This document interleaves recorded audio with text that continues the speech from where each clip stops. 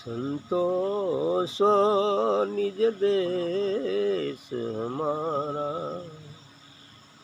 संतोषो निज देश हमारा, संतोषो निज देश हमारा। जहाँ जाय फिर हंस न आवे, भवसागर की धारा। संतोषो निज देश हमारा, संतोषो निज देश हमारा। जहाँ जाय फिर हंस न आवे, भवसागर की धारा। संतोषो निज देश हमारा। सूर चंद नहीं तह प्रकाशित, नहीं नभ मंडल तारा। सूर चांद नहीं तहाँ प्रकाशित, नहीं नभ मंडल तारा।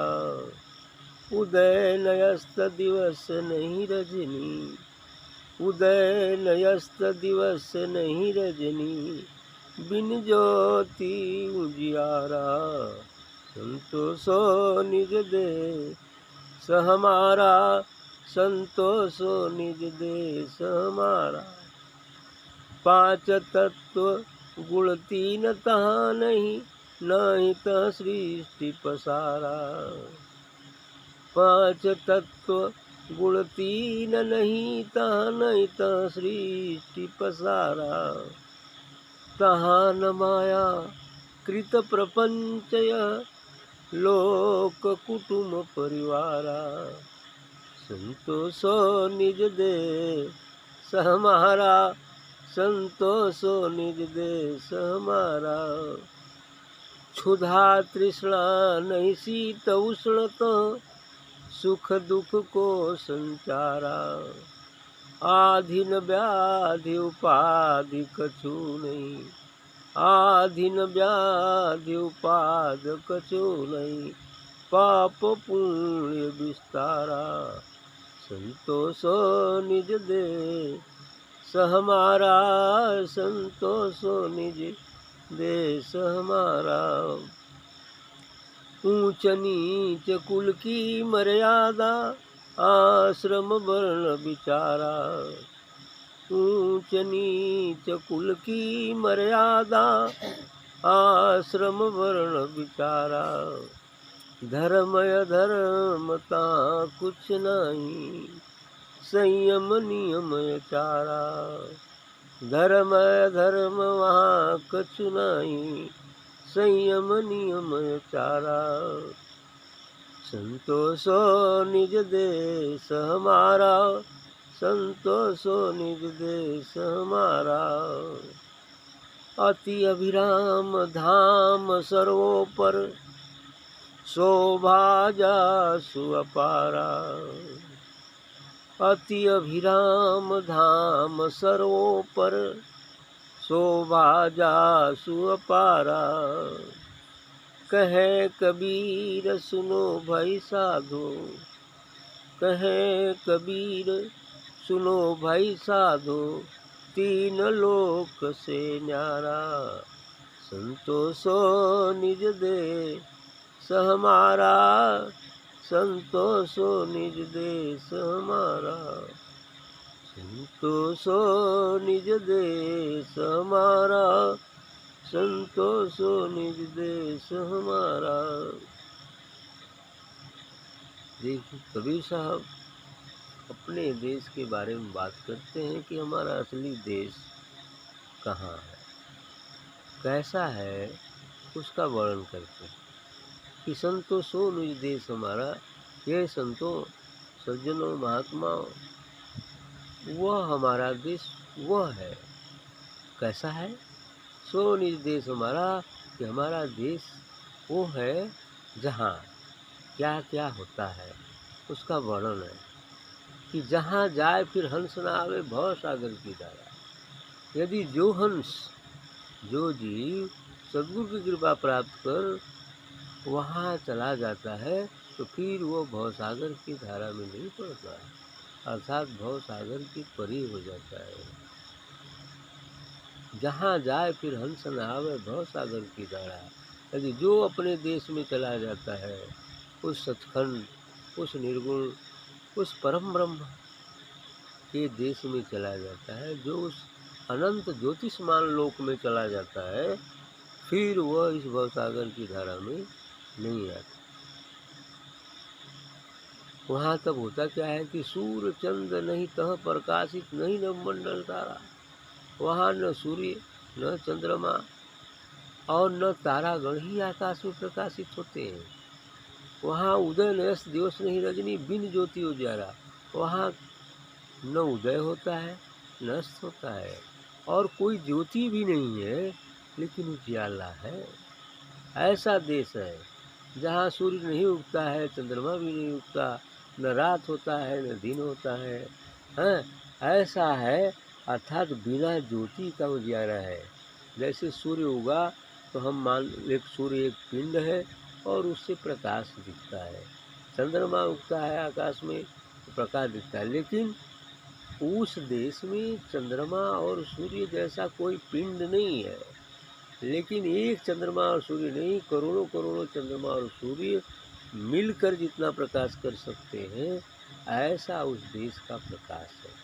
ओनली प्रकाश ही प्रकाश हमेशा 24 घंटे व्याप्त रहता है, मतलब कंटिन्यूसली हर समय रहता ही है। वहाँ दिन रात का कोई समय नहीं है कि नहीं दिन और रात है। वहाँ ऐसा कुछ नहीं है, बस एक अनंत प्रकाश है। वहाँ पर प्रकाश मंडल है, प्रकाश में। और वही नहीं, वह प्रकाश तो संपूर्ण जगत में व्याप्त रहता है। वह तीनों लोक से परे है। तीनों लोक खुद उस प्रकाश में के अंतर्गत ही है, उस परमात्मा सद्गुरु के अंतर्गत ही है। कह रहे कि 5 तत्व गुण 3 तहाँ नहीं, नहीं तहाँ सृष्टि पसारा। उस देश में, हमारे देश में ये 5 तत्व क्षिति जल पाओ गगन समीर, 3 गुण सतो गुण रजो गुण तमो गुण, है ना। 5 तत्व गुण 3 नहीं तहाँ, वहाँ तो सृष्टि पसारा। वहाँ कोई भी सृष्टि का काम नहीं है, सृष्टि इस संसार के लिए है, वहाँ कोई सृष्टि का पसारा नहीं है। तह न माया कृत प्रपंच या लोक कुटुंब कम परिवारा। वहाँ ये माया कृत प्रपंच जो संसार में है, काम क्रोध लोभ मोह अहंकार धन दौलत कुटुंब कबीला, ये सब कुछ भी नहीं है।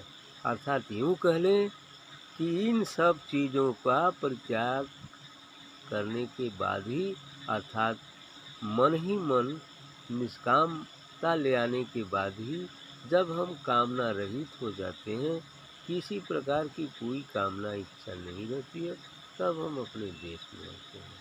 यदि कामना है, इच्छा है, चाहे वो किसी प्रकार की कामना हो, यहाँ तक मोक्ष और ईश्वर की कामना भी एक कामना ही है।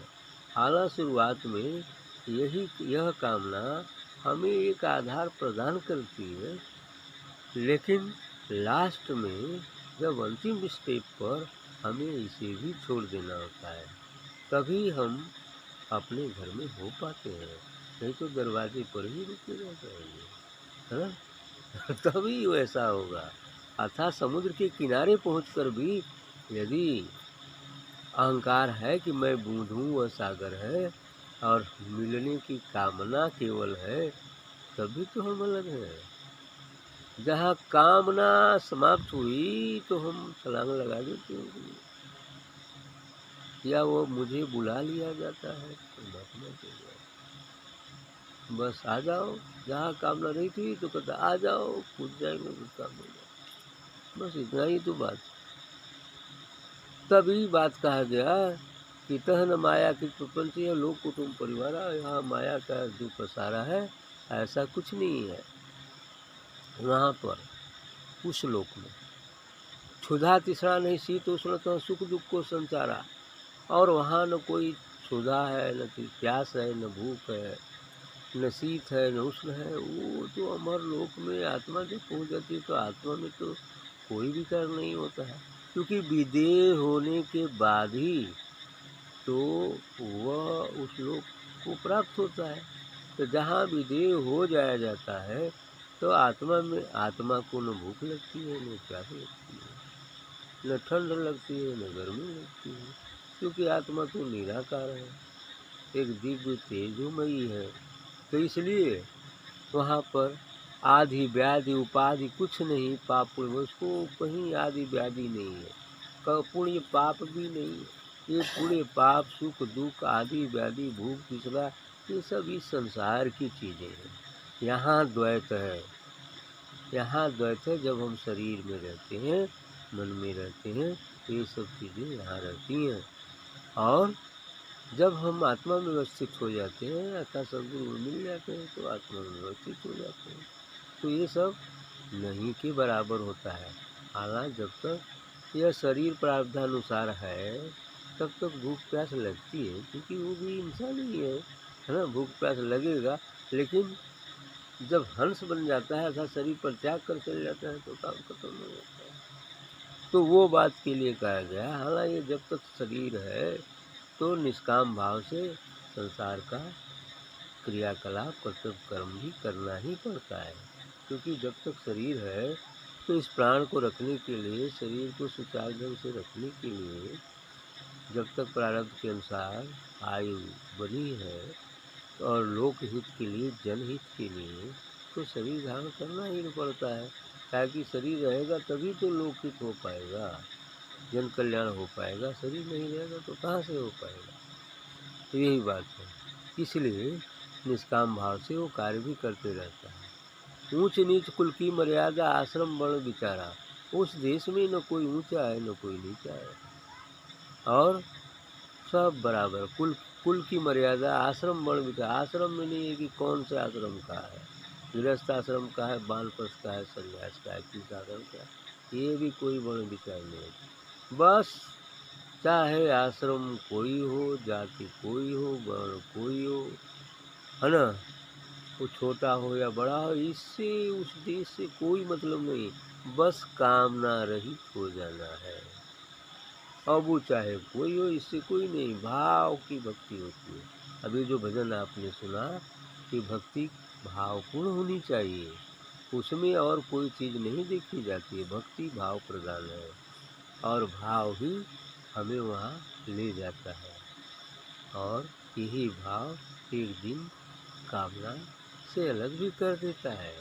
उससे इतना घनिष्ठता और प्रेम हो जाता है कि उसकी याद में सभी विचार ही खो जाते हैं, अर्थात सभी कामनाएं दग्ध हो जाती हैं, और फिर वह स्वीकार कर लिया जाता है। धर्म अधर तहाँ तमाम, धर्म अधर्म तहाँ कुछ ना ही, संयम नियम बचाओ। वहाँ न कोई संयम नियम बचाव, धर्म अधर्म कुछ नहीं है। ये सभी चीज़ें इस संसार के लिए हैं। धर्म अधर्म, है ना, संयम नियम, वहाँ तो नियम विहीन हो गया है, कोई बंधन नहीं है। पाप पुण्य धर्म अधर्म नियम आचार कुछ भी नहीं है। आत्मा में ऐसा कुछ भी नहीं है। धर्म अधर्म तहाँ कुछ नहीं, संयम नियम आचार। और तब आगे कह रहे कि तब कितना सुंदर वो है देश। कह रहे कि अति अभिराम धाम सरोपम, वो अति सुंदर है, उसको वाणी में कहा ही नहीं जा सकता। और सर्वरूप सबसे श्रेष्ठ धाम है वो, सर्वोपर सबसे ऊपर है, सबसे श्रेष्ठ है। अति अभिराम धाम सरोपर, शोभा जासु अपारा, और उसकी शोभा अपार है, वर्णातीत है, उसका कोई आर पार नहीं है, उसका वर्णन किया ही नहीं जा सकता। इसलिए कहते हैं कि अति अभिराम अत्यंत सुंदर धाम सरोपर, सर्वश्रेष्ठ धाम, शोभा जासु अपारा, इसकी शोभा भी अपार है, असीमित है। कहें कबीर सुनो भाई साधु, तीन लोक से न्यारा, और वह धाम तो इन तीनों लोक के स्थूल सूक्ष्म कारण से परे का है, अर्थात संसार से परे वो धाम है। ऐसे पता नहीं कितने संसार और लोक उसके अंदर है, अंतर्गत है। ऐसा वो धाम है, फिर भी वो अलग थलग है।